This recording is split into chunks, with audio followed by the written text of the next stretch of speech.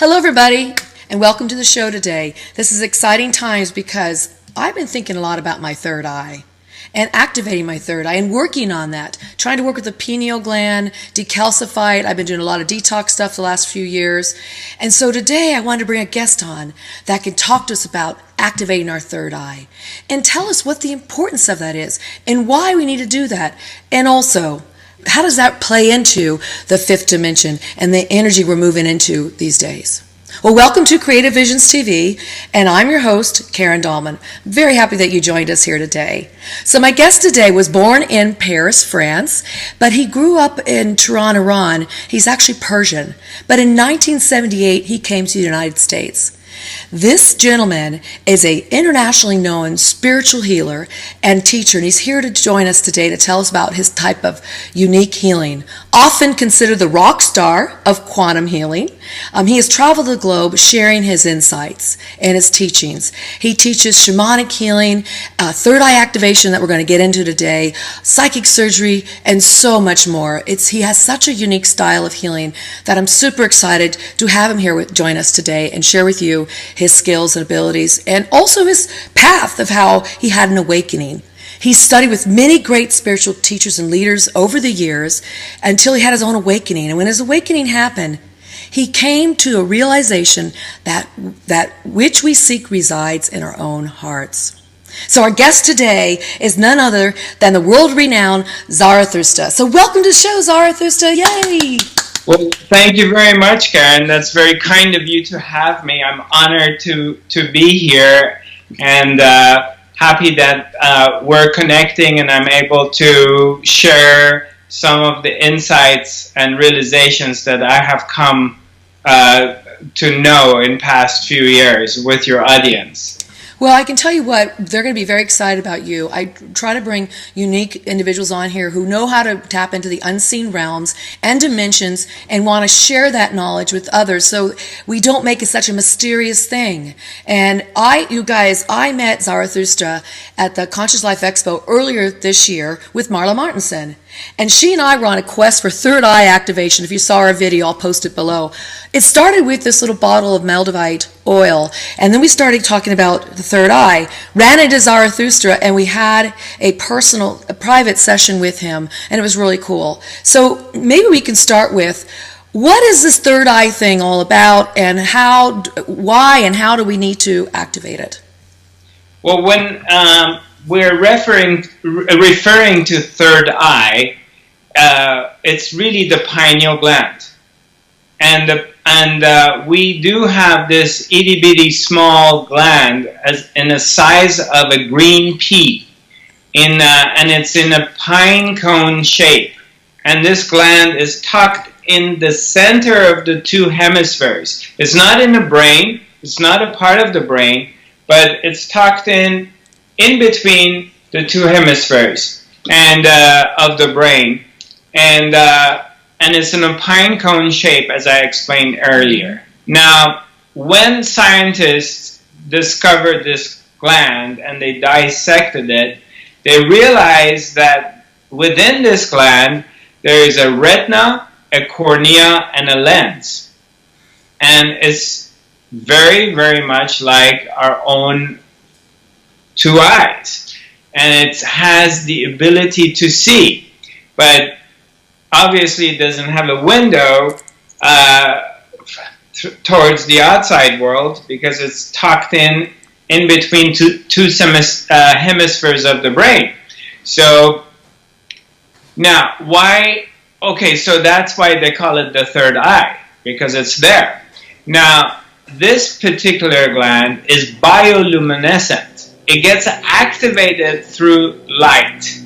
Obviously, you cannot put a flashlight directed to it, so you need to send light in a form of waves to the pineal gland to get it activated. And now, the significance of... Yes. Okay, so what's in it for me, basically? All right, we do have this gland. It's there. But so what? Well, the significance of this is that pineal gland secretes melatonin which regulates our sleep pattern, and still it's okay, all right, okay, pineal gland secretes melatonin and regulates our sleep pattern, but again, what's in it for me as a spiritual seeker? And it secretes DMT, dimethyltryptamine. Now, the production of the DMT in the brain gives us the first-hand spiritual experiences. All of when the pineal gland opens up and gets activated and produces DMT, we're having this various different kind of experiences, such as you may be having an experience with some trans-dimensional being. Like, for example, all of a sudden you may see Buddha or the Christ or some highly elevated being appear in your vision or in your room. You may be experiencing time traveling or time dilation or dimensional shifting. You may experience a tremendous amount of insights. If you're a healer, you may become a large healing channel and tremendous amount of healing energy traveling through you. If you're a psychic or medium, you start having a lot of information channeled to you and become available to you.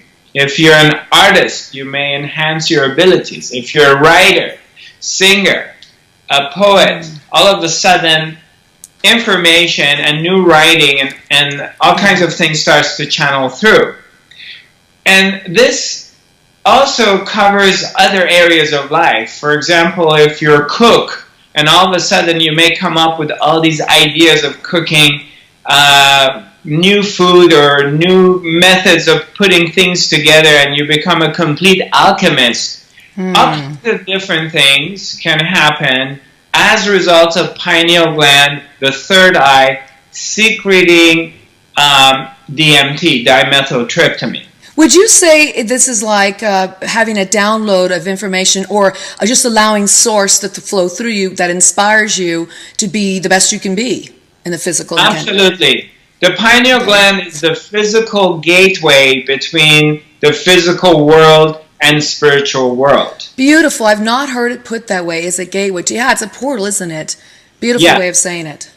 Yeah. So it is the third eye. Now, it's the all-seeing eye. When your pineal gland starts to get activated and it's producing DMT, you have visions, you have insights, you can see things. And this is not only pertain to spiritual experiences. It's like you're meeting somebody, you're going to a car dealer to buy a car, or you're dealing with a real estate agent, or insurance contract, or law contracts, and all of a sudden you're seeing through things.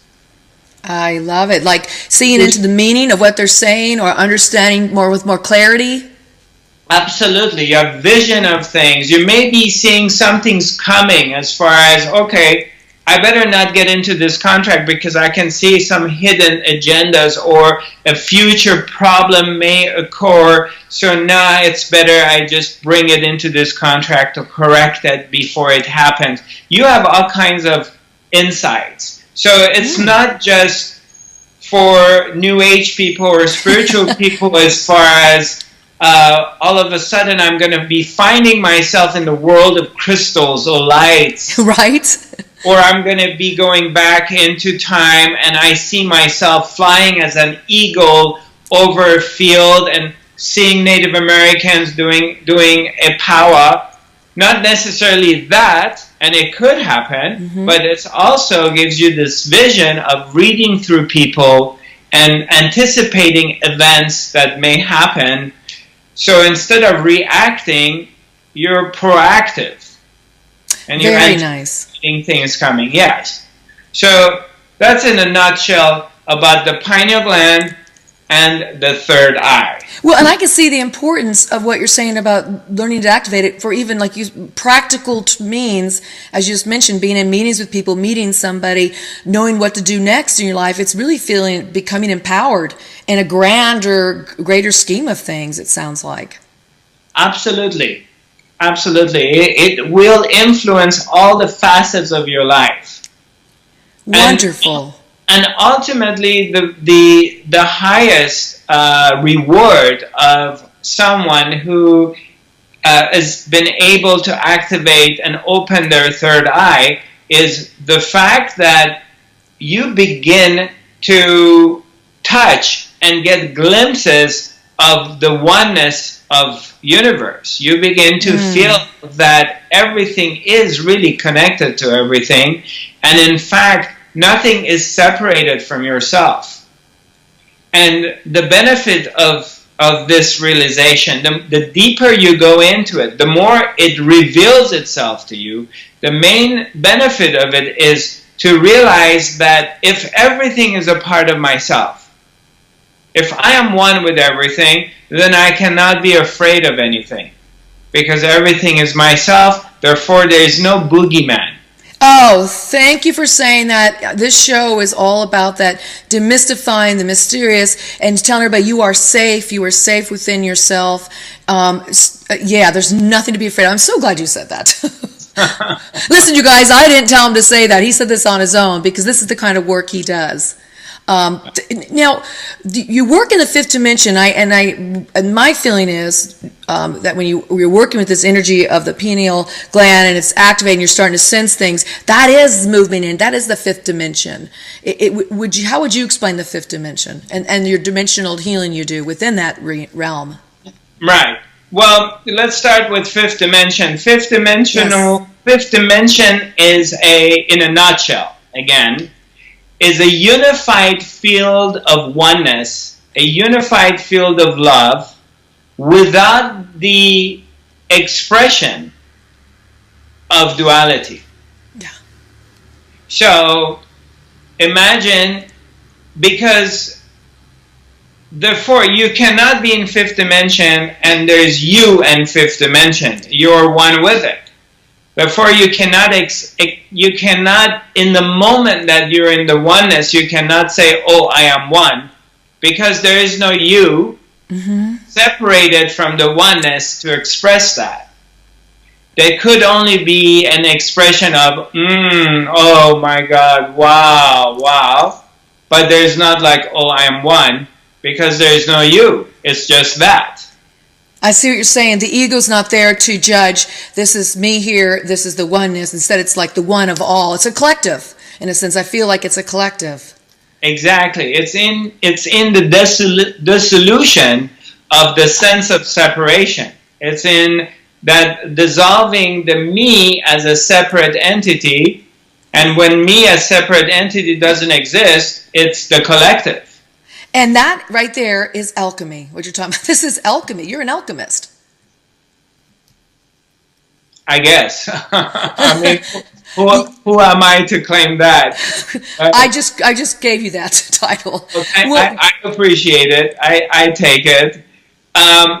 In a way, it's true. I mean, if you've read anything from Rumi, yes, or all these ancient mystics, that they all came to this realization. They all came to this place of recognizing their oneness with everything. And in that, eventually, they began to lose their sense of their separation. Beautiful. The person, the character, the identity of the character appears to be there, but the one inside has illuminated into the one.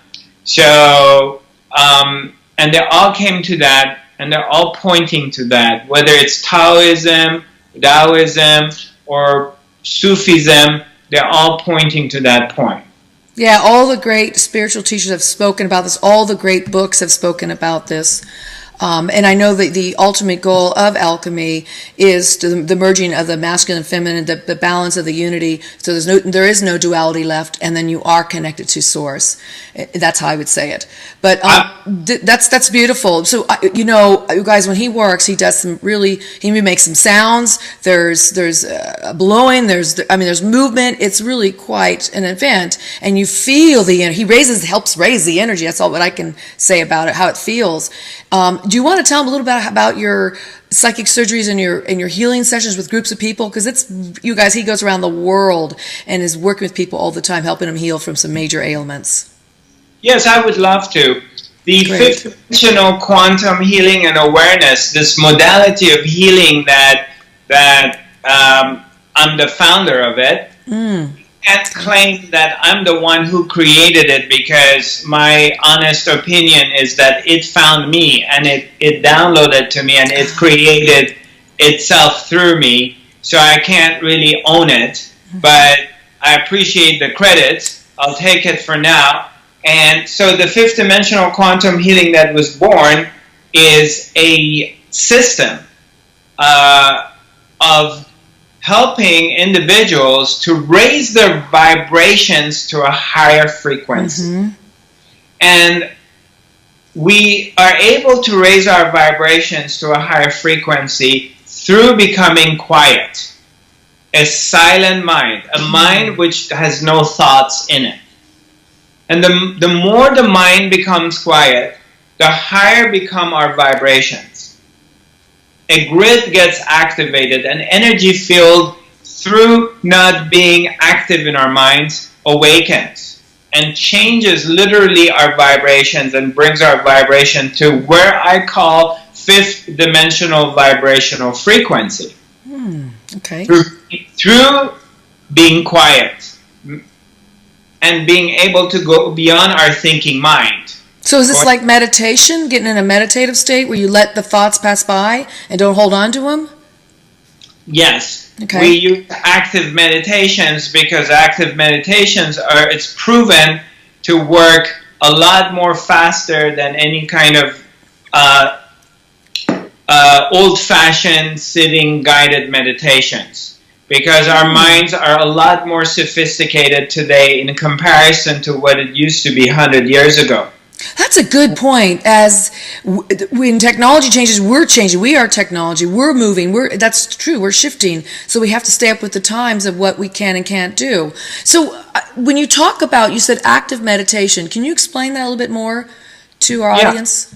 Yeah, it's after years of being around different teachers, spiritual teachers, gurus, shamans, healers, going to different workshops, sitting with different beautiful beings that teach, talk about consciousness, I discovered that the fastest method of dealing with a group that you may be having people from age 14, and sometimes I have someone at age 82, 83 in my workshop or in my seminar, and they're coming from different backgrounds. Some have never meditated before. Some just heard about me and they're coming for the show and they're wondering, who is this guy and what does he do? Right. And some are there for healing or awakening. So you're dealing with the whole gamut of different age and background of people, whether they have spiritual practice, they have practiced spirituality or not. So how do you deal with that in 1.5 hour short workshop in an expo? Now, what I discovered is that whether someone has ever done any kind of meditation or not, is everybody can laugh. So we do a simple thing. I ask them to close their eyes and bring their attention to one point and start laughing. So in the beginning it may be difficult, but everybody gets into it after a while, and the whole room starts laughing, and they go to their joy, and that automatically elevates the vibration in the room. Then we may be doing standing up and shaking meditations, with shaking and making noises, creating or having people jump up and down and going like, hoo, hoo, hoo, hoo. And action, when you're shaking, when you're moving your body, or you're laughing, or any kind of active meditations that you get involved in doing something, it naturally throws the mind off and takes the focus from the thoughts, because now you're not actively trying not to think. You're involved in something else. And as your involvement to something else gets deeper, your attention to your thoughts gets less.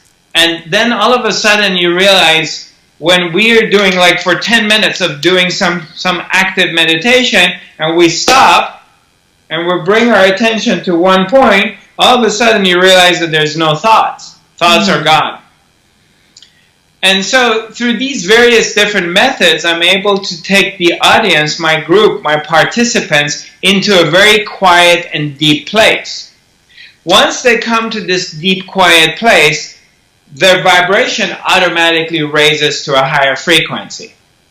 As vibration reaches to a higher frequency, something gets activated. There's an invisible energy field that becomes apparent and reveals itself. It's always been there, but we cannot connect with it because we're too busy thinking. Yeah. We're too busy worrying. We're too busy watching the news, and there's full of anxiety and fear and uncertainty. So we take people from that place into a very quiet, balanced place within themselves. So that's the basis of the practice, to go into a quiet, meditative place. Now, I love that, because I've always said, I just myself, I do sit and meditate the traditional way, but I also do, I call it movement meditation. It sounds like what you're doing. I might dance, I might walk, I fast, but then I let the thoughts go, and I'm focused on the movement itself, and then I get into a space. It's something just automatically happens. And I've had other people tell me the same thing too. So I find that very fascinating, that that's your way of connecting with everybody in your audience through these movements, through the laughter, and then being able to go right into that quiet zone. That's beautiful. Exactly. That's something we all can start practicing right now. That's a great application. Absolutely. And that's what the foundation of this work is based on silence, a quiet mind. And so when we're able to come to this place, then all kinds of things happen. Emotional blockages disappear, bodies will heal themselves, and tremendous of insight, spiritual insight, we're available because we open up, we're quiet, we're empty now, and as if a portal opens up and information starts to download, so we go through spiritual realizations. Now, that's the foundation of what I do. Now, if you watch some of my videos and you're seeing that I'm touching people when I'm doing the fifth dimensional quantum healing, pulling things out of it, or doing shamanic exorcism or psychic surgery. The fifth dimensional quantum healing that I do is comprehensive. It's not, that's why it's the most effective modality of healing on the planet today. Because there's energy healing, like most healing modalities that they do energy work. It has psychic surgery. Yes. And that's hands-on, energetically entering into someone's body and pulling things out. And I'm going to explain to you later on what these things are. Great.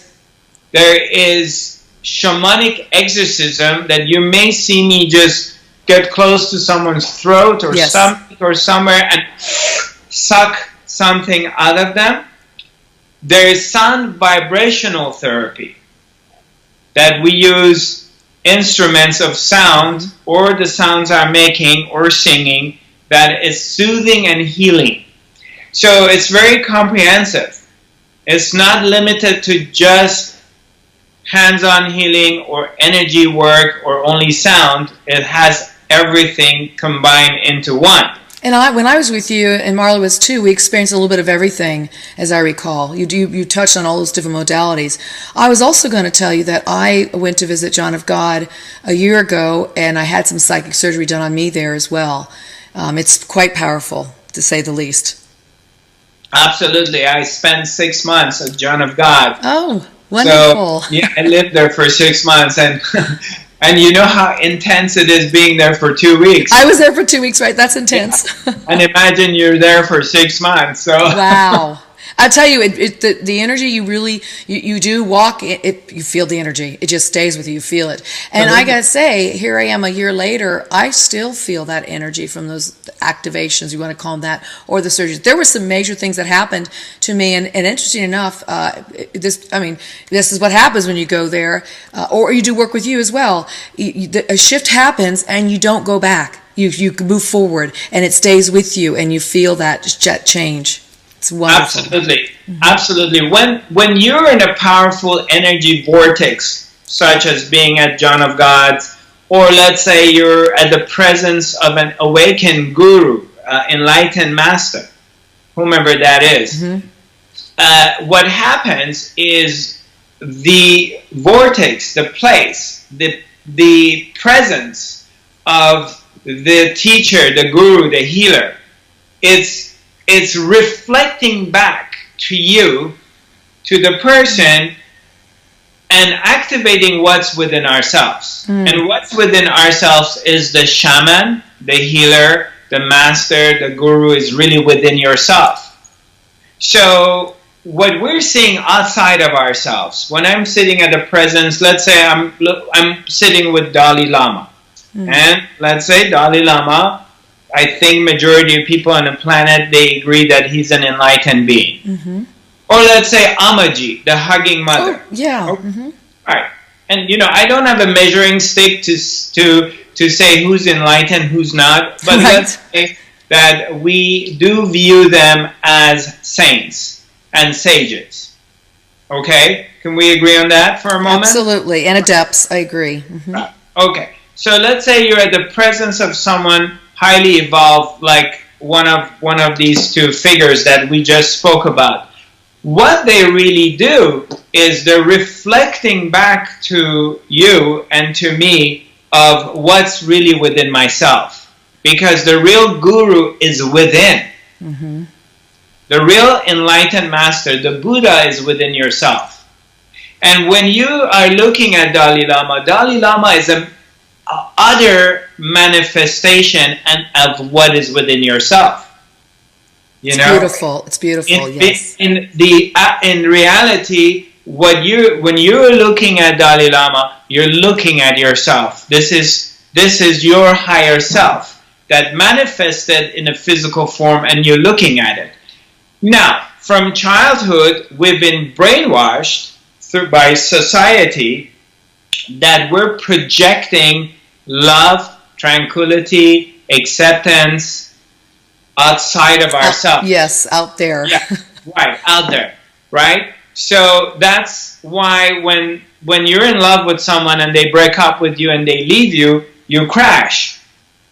But you were never really in love with the meat. You fell in love with the love which is within yourself. Mm-hmm. They reflected back to you what's within yourself, and you discovered that love.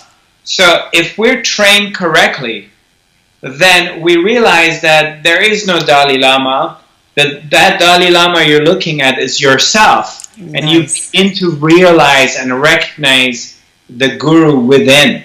And could we go a step further and say, a lot of people believe in God or all that is or source, that's really yourself too. That is you. You are that 100%, energy. Absolutely. Yes.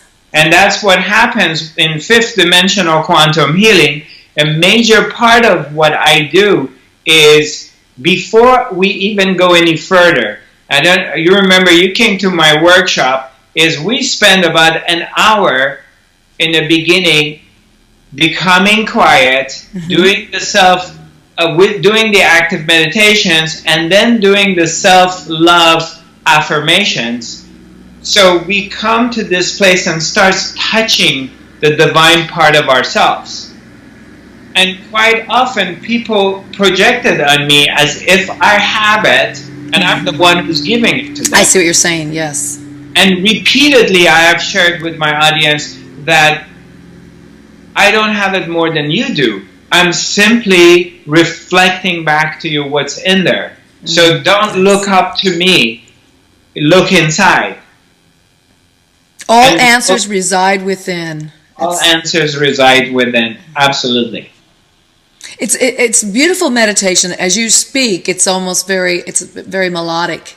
Because you're speaking such truth, and I can feel that. One of the things I learned, and it goes right along with what you were saying about you look at the Dalai Lama, and the Dalai Lama's reflecting back to you, your own beauty within.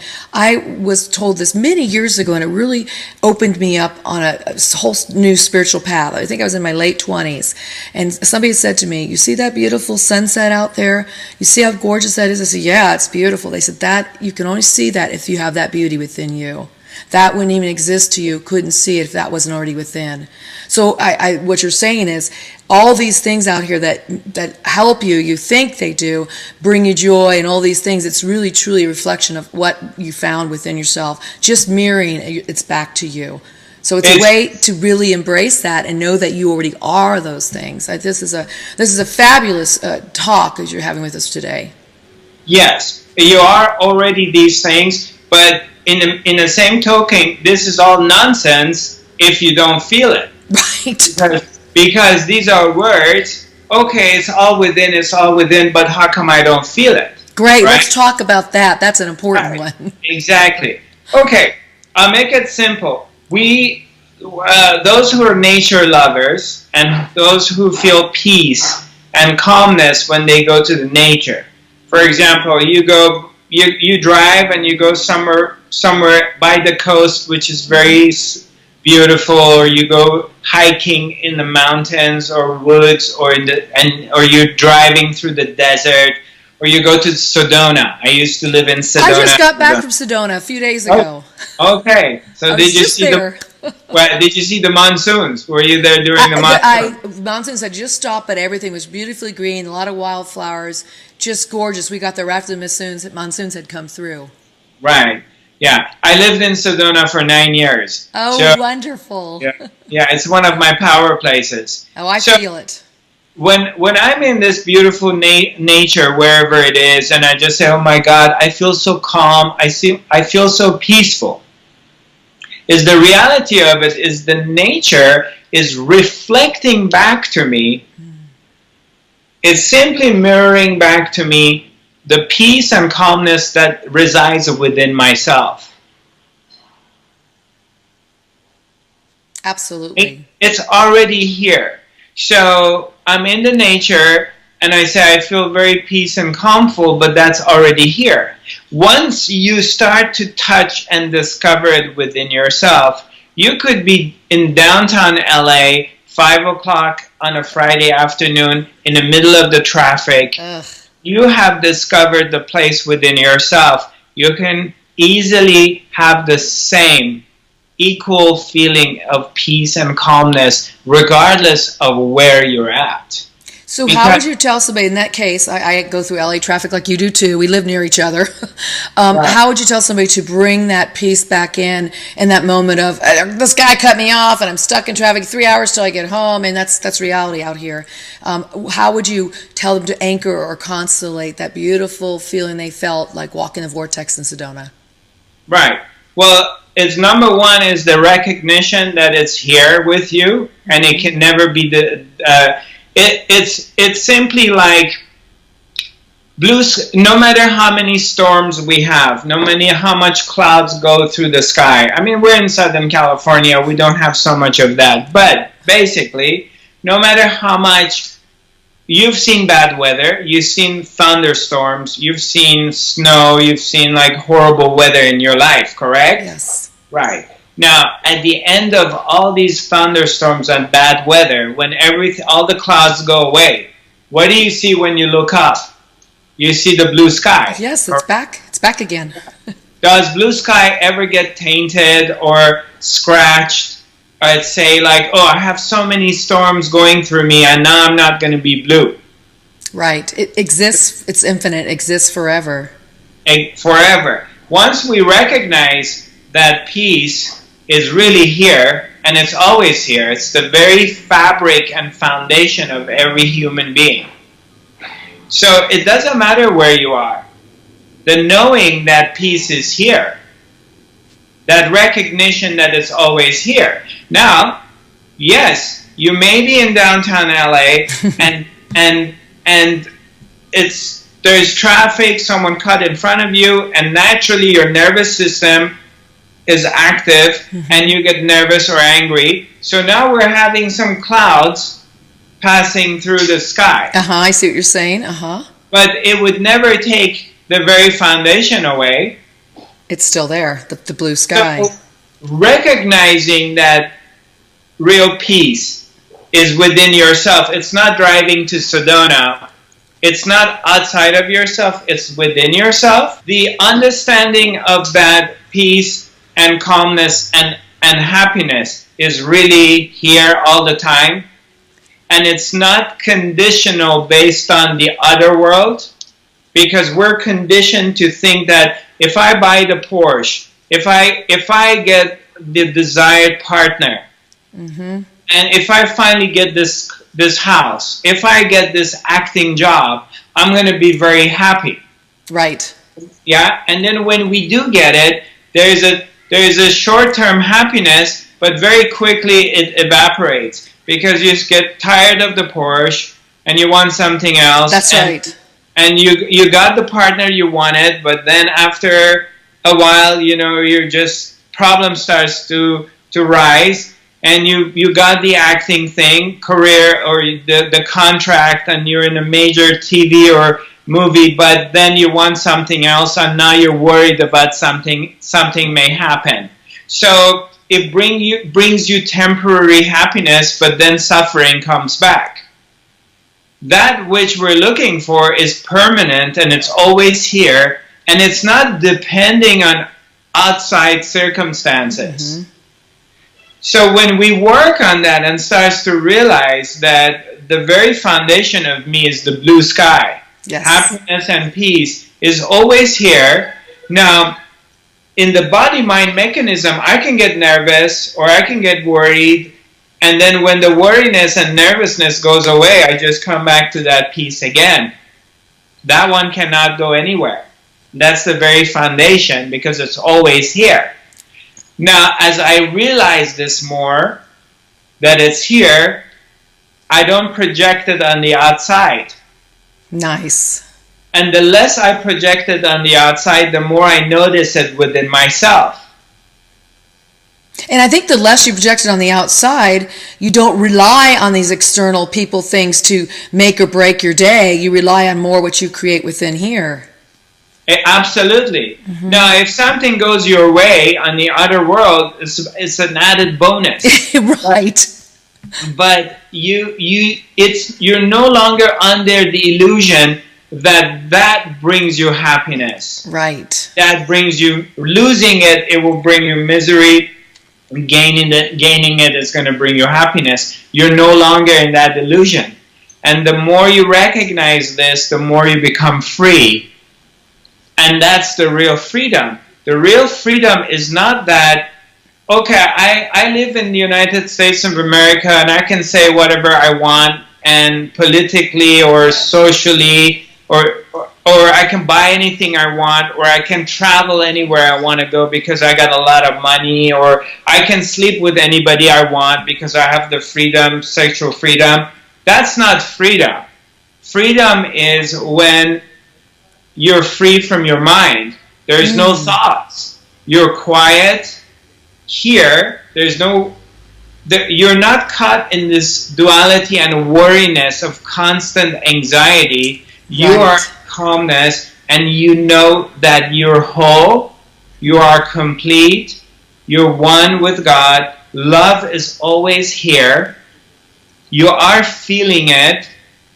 When the clouds go away, you see the blue sky, you feel the love and happiness. Sometimes clouds come and go, but you know it's permanent and it's always here, and it's not depending on anything you gain or you lose. That's freedom. And that's everlasting when you tap that freedom. Once you discover it, you can never, no one can ever take it away from you, because this is not something you gain. It's something you are, right? It's just something you are. You are. If you gain something, you can lose it. So if I have to acquire it, I can lose it. But if I realize it, that this is the foundation of who I am, how could I ever lose it? It's always here. And all human beings on this planet, regardless of class, age, sex, ethnic backgrounds, nationality, religion, every single human being on this planet, their ultimate desire is happiness. Right. There is not a single human being on this planet that doesn't want to be happy, doesn't want to be loved. Very true. Right? Regardless of what they are, even if they find happiness in murdering people, you know, let's say they're crooked, but ultimately they're looking for happiness and satisfaction. Even if their action may be not acceptable, but they're looking for happiness. That's our commonality, is what we all want. The commonality of every single human being on the planet. Understanding that, and understanding that where is this happiness? This ultimate happiness is when your mind becomes quiet, there is no thoughts. In the absence of a quiet mind, what's there? Oh, chaos, worries, blah, blah. Yeah, in the absence of a busy mind, what's there? Oh, well then, to me, that seems like peace. Peace. In the absence of clouds, when you look at the sky, what do you see? It's peace again. Sky. Openness. It's openness. Exactly. So, freedom is when your mind is empty and there's no thoughts. That's where the freedom is. Now, what would you, so what would you tell somebody here that's listening today, how to get started? Should they do those techniques you mentioned about moving around to get into that spot here? Or how would you tell them to find that place where they can start to realize they have that peace within? Right. So, yes, absolutely. Simple, active meditation. Okay. And because it's the fastest way of bringing the person in touching that place, to get a glimpse of it. This is interesting. Most people think they have to sit there and do still meditation, and some people say, I can't do that, and I get it, because there's times when I can either. Active meditation, the movement is beautiful. I think maybe people should start trying that. I mean, that's what you do. That's what you teach. And you have seen that it actually works and gets somebody into that space quickly. Absolutely. Or dance. I love that. Dance, yeah. Play a great dance song and starts dancing for 10 minutes and then stop. Or you're jumping up and down. Anybody, if you're physically able, okay, for example, I can give you a demonstration. Yes, please. Yes. Right. For example, let's say I'm just standing here and I'm going like, I bring my attention on one point. I bring my attention on here or here. Right. And then I go like, hoo, hoo, hoo, hoo, hoo, hoo, hoo, hoo, hoo, hoo, hoo. I do this, let's say, for 5 minutes. Okay. Or, let's say, physically, I'm not capable of jumping up and down. Okay, I'm on a wheelchair, or I have some ankle or knee issues. Okay, you're sitting here, and you're saying, that makes me want to laugh. So, even if I fake it,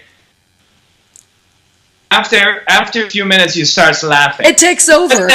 Let's say you can't do that. All right? Okay, I can't laugh. Fine. You close your eyes. You put your attention on one point, and you speak tongue language, gibberish. You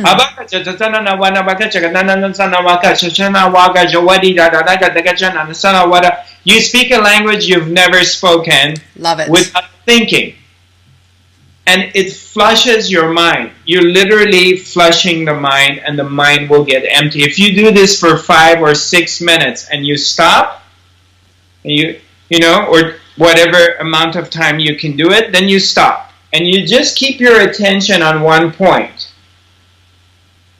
Wherever the point is, you can keep your attention on your breath or your heart.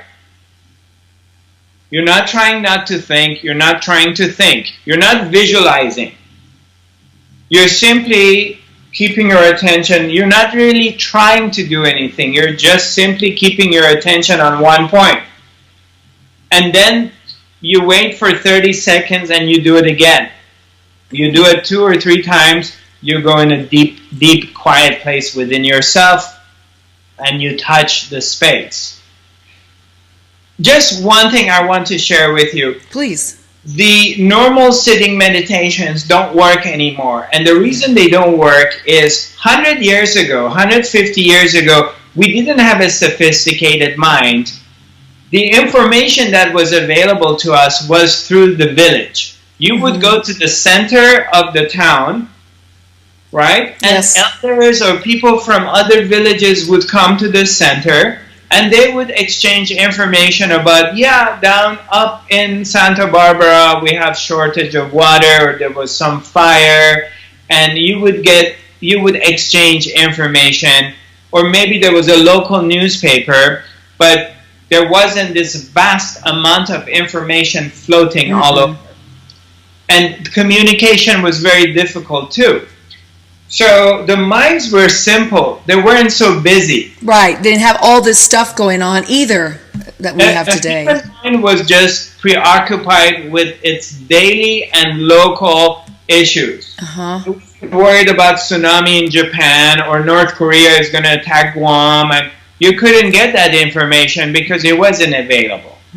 All right? Today, with all these different, you have radio, TV, internet, iPad, iPhone, Distractions. Snapchat, everything. Right. Information is floating in the air all the time.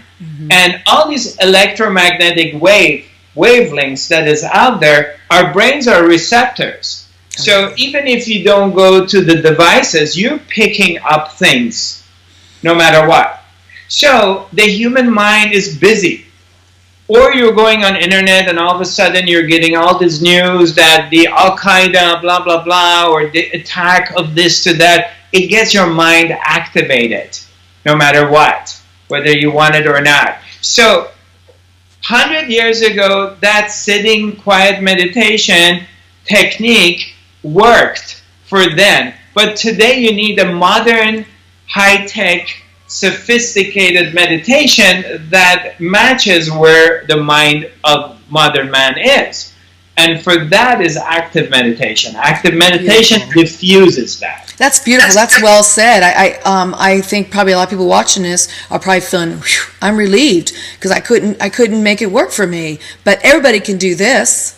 Everybody can do this, and it's very simple. And the beauty of it is within few minutes it works. And by doing this, you start activating the third eye. You get yourself ready. The vibration raises, so you'll be able to begin to move into these other dimensions. And all kinds of, like you said, I think you said the awarenesses that build the clarity. All that, it's like a byproduct of this. Everything starts to happen automatically on its own accord when you quiet your mind. Means you don't need to worry about anything. Yes. Because what happens is the more your mind quiets, the more your breath. Look, this planet is a planet of energy. The entire, and has a breath. The planet has a pulse. The planet Earth is alive. It's not a dead, it's a rock. She's alive. It's very clear that crystal that you're wearing, the one the pendant you're having and what you're having, right, exactly. Where do they grow? They grow inside Earth, correct? So, and if you go to a cave and you see the crystals and you go there 10 years after, you may not even be able to enter into the cave because the cave, growing. because the crystal, they grew. Yeah. So it's alive. And if it's alive, that means it's breathing. So it's got a pulse. The more you become quiet, and as you know, all these different meditations like Vipassana and all these different methods of meditations, they emphasize on the breath, correct? Right. Yeah. And so when you become quiet, your breath gets synchronized with the breath of the planet. Mm-hmm. You go into alignment. The more you go into this alignment, and that's not from a thinking process, that's from not thinking. So the less you're thinking, the more you become quiet, the more you get aligned with your breathing, and your breath gets aligned with the breath of the planet. And the more you get aligned with the breath of the planet, the more things starts to become synchronized and fall into pieces for you. So you don't really need to try to figure out life to what to do. All you have to do is become quiet, and it will reveal itself. Very, very well said. That's beautiful. I think it's going to help a lot of people just get off their backs in a way for this. I got to make this happen. I got to do this. I got to do that. That's got to do next. I got to figure this out. And I think what you said there is once you get in alignment with the focus and the energy of the earth and your breath, then things synchronistically happen. They fall into place. I've experienced that in moments of my life just by getting out of my own way. And I think this is a great way to do that. Well, we've come to the end of our show, but what final words would you like to share with the audience here that you think is important for them to know? What I would like to share with everyone is that which they're seeking is really resides within their own hearts. Very true. Well, Zarathustra, it's been great having you on the show. Where may everybody find you? I know you've got a lot of cool events coming up. I've been to your website, and the link is below, everybody. But where can they find you? Well, my website is zarathustra.tv. I also broadcast every Tuesday from 10 a.m. California time to 11:30. I have a free webinar. I have an academy called Fifth Dimensional Academy of Higher Consciousness. So this is open to everyone, and we broadcast. There is active meditations. Oh, you guys check it out. There is a transmission, and then there's Q&A. And so participants, it's interactive, and they can ask me questions, and I guide them. And then I have a series of different events coming. My next event is a fifth dimensional quantum group healing event in Los Angeles in Woodland Hills Hilton Hotel on September 10th. Excellent. And then I know you have a bunch more coming up after that. So go to his website, check it out. He has a really nice website, and that webinar sounds fabulous. Yes, I'll be in attendance myself. Yeah, well, I would love to have you there. You're welcome to join in, and everything gets recorded and posted on my YouTube channel as well as my Facebook pages. Great. Well, thank you again, Zarathustra. It's been a pleasure, and it's been a blessing having you on this show. You've really shared some really excellent insights into how to tap into the tapestry of the universe. So thank you again, my friend. You're welcome, Karen. It's my pleasure. I'm honored, and feel free to reach out anytime, and I would love to come and join in your program again in the future. Thank you very much. Well, you guys, there you have it. This is a gentleman who's figured out ways to tap into these other realms because he allowed it to flow through him. He got quiet within and allows himself to be a channel, a vessel of these higher frequencies, which once again will align him back with the earth, back with himself, so things synchronistically can flow through him and out into his life. So thank you all for joining me today and my guest. This is Creative Visions TV, and I'm Karen Dahlman, and I will see you really soon. Now get out there and explore the infinite possibilities to life. Thank you.